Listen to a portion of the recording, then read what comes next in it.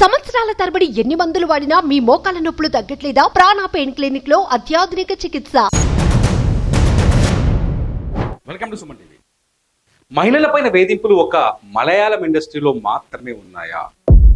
ఇప్పుడు ఈ ప్రశ్న అడుగుతుంది నేను కాదు, సమంత. ఎవరైతే హీరోయిన్ సమంత ఉన్నారో, సమంతతో పాటు తెలుగు సినిమా ఇండస్ట్రీలోని అనేక మంది నటీమణులు ఈ ప్రశ్న అడుగుతున్నారు. తమిళనాడులో ఉన్న తమిళ ఇండస్ట్రీ నుంచి అనేక మంది నటీమణులు ఈ ప్రశ్న అడుగుతున్నారు.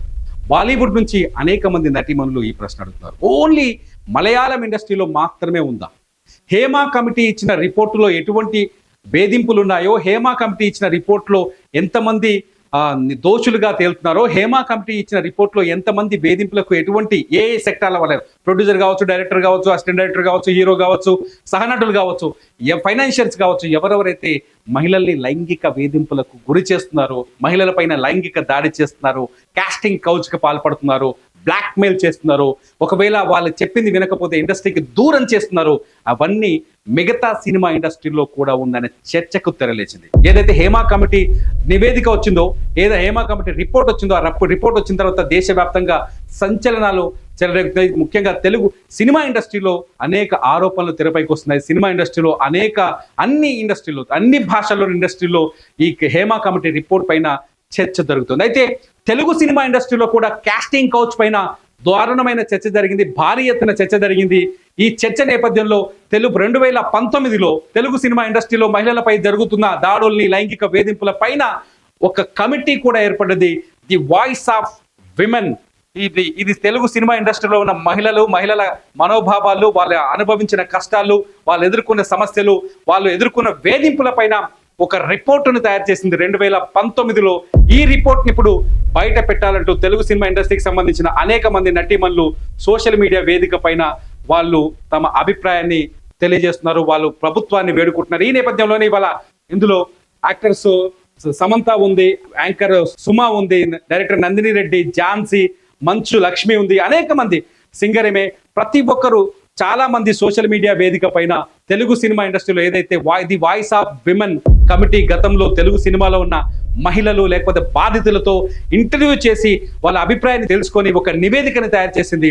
ఆ నివేదికని వాళ్ళ పబ్లిష్ చేయాలని, బయట పెట్టాలని డిమాండ్ చేస్తున్నారు. నిజంగా ఈ సినిమా ఇండస్ట్రీ అంటేనే ఒక ముద్ర. గతంలో దాసరి నారాయణరావు గారు చెప్పారు, ఎంతో మంది నటీమణులు ఉంటారు, ఎందరో మనుషుల జీవితాలే ప్రతిబింబించేలా ఎంతో అద్భుతమైన నటన ఉన్న మా తెలుగు సినిమా ఇండస్ట్రీ అమ్మాయిలంటే కొంత చిన్నచూపు ఉంటుంది అన్నారు. నిజంగా ఎందుకు వచ్చింది ఆ చిన్నచూపు? ఉండాల్సిన పరిస్థితి ఎందుకు ఏర్పడదంటే, సినిమా ఇండస్ట్రీ అంటేనే అనేక వేధింపులకు కావచ్చు. ఎందుకంటే ఫక్త్ డబ్బు వ్యాపారం జరుగుతుంది, అక్కడ కేవలం మనీతో వ్యాపారం జరుగుతుంది. అక్కడ ఫేమ్ కావాలి అంటే అందరూ అన్నింటికి లొంగిపోవాల్సిన పరిస్థితులు ఉంటాయి. ఏదైనా చాలా ఇంటర్వ్యూల్లో మనం చూస్తుంటాం, యూట్యూబ్లో ఓపెన్ చేస్తే కాస్టింగ్ కౌచ్ పైన వందల వీడియోలు వస్తాయి. అన్ని వీడియోలు అనేక మంది హీరోయిన్లు కావచ్చు, అనేక మంది నటీమణులు కావచ్చు, కో స్టార్స్ కావచ్చు, క్యారెక్టర్ ఆర్టిస్టులు కావచ్చు, నన్ను వీళ్ళు వేధించారు, నన్ను వాళ్ళు వేధించారు, నన్ను ఇలా అయితేనే, కమిట్మెంట్కు ఒప్పుకుంటేనే మనకి అవకాశాలు వస్తాయి, కమిట్మెంట్కి ఒప్పుకోకపోతే నేను నెక్స్ట్ వచ్చే సినిమా నుంచి మనల్ని బ్యాన్ చేస్తారు అనే ఒక చర్చ అయితే మొదటి నుంచి ఉంది. అనేక మంది సినిమా స్టార్లు ఉన్నారు, సూపర్ స్టార్లు ఉన్నారు, హీరోయిన్లలో కూడా అనేక మంది ఆర్టిస్టులు ఉన్నారు. ప్రతి మహిళ, ఇండస్ట్రీలో ఉండే ప్రతి మహిళ మాత్రం ఈ అంశంలో ఖచ్చితంగా బాధితురాలైన ఒక చర్చ మాత్రం ఉంది. నిజంగా తమిళనాడు, కేరళలో హేమా కమిటీ ఎటువంటి సంచలనాన్ని సృష్టిస్తుందో అటువంటి సంచలనం తెలుగు సినిమా ఇండస్ట్రీలో రాబోతుంది. ఇప్పటికే రేవంత్ రెడ్డి ప్రభుత్వం అనేక సంచలనాత్మక నిర్ణయాలు తీసుకుంటోంది. ఇప్పటికే హైడ్రాని ఏర్పాటు చేసి అక్రమార్కుల గుండెల్లో రైళ్లు పరిగెత్తిస్తున్నారు రేవంత్ రెడ్డి. అక్రమ కట్టడాల్ని కూల్చేస్తున్నారు. ఫిర్యాదు చేసిన 24 గంటల్లోనే నేలమట్టం చేస్తున్నారు.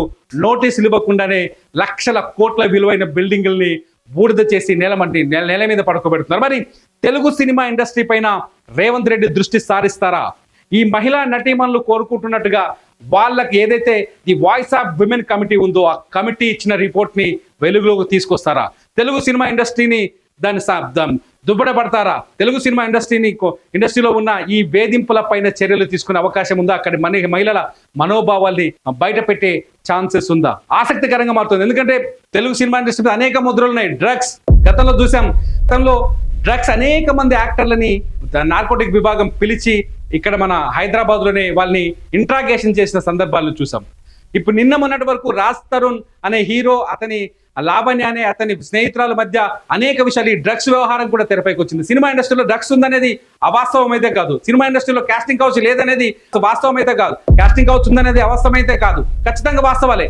వీటిపైన ప్రభుత్వాలు ఎటువంటి చర్యలు తీసుకుంటాయి? కేరళ ప్రభుత్వం ఎలాగైతే హేమా కమిటీ నివేదికను బయట పెట్టిందో, హేమా కమిటీ నివేదికలో ఎవరెవరైతే వేధింపులకు గురి చేస్తున్నారో వాళ్ళపైన విచారణ జరుగుతుందో అదే తెలుగు సినిమా ఇండస్ట్రీలో జరుగుతుందా? ఆసక్తికరంగా మారింది. మరి సమంత లాంటి ఆర్టిస్టులకి ఎంతమంది మద్దతు లభిస్తుంది? సమంత లాంటి ఆర్టిస్టులకి, లేకపోతే వీళ్ళందరూ ఎవరైతే కోరుతున్నారో the voice of women committee నివేదికను బయటపెట్టాలని, వాళ్ళందరికీ మద్దతు లభిస్తుందా అన్నది ఆసక్తికరంగా మారుతుంది. మరి మీరేమంటారు? తెలుగు సినిమా ఇండస్ట్రీలో జరుగుతున్న వేధింపులపైన చర్చ జరగాల వద్దా? కామెంట్ చేయండి. మీ కామెంట్స్ పైన నేను మరో వీడియో చేస్తా. చూస్తూనే ఉండండి సుమన్ టీవీ. సుమన్ టీవీలో మీ పర్సనల్ అండ్ బిజినెస్ ప్రమోషన్స్ కోసం కింది నెంబర్కి కాంటాక్ట్ చేయండి.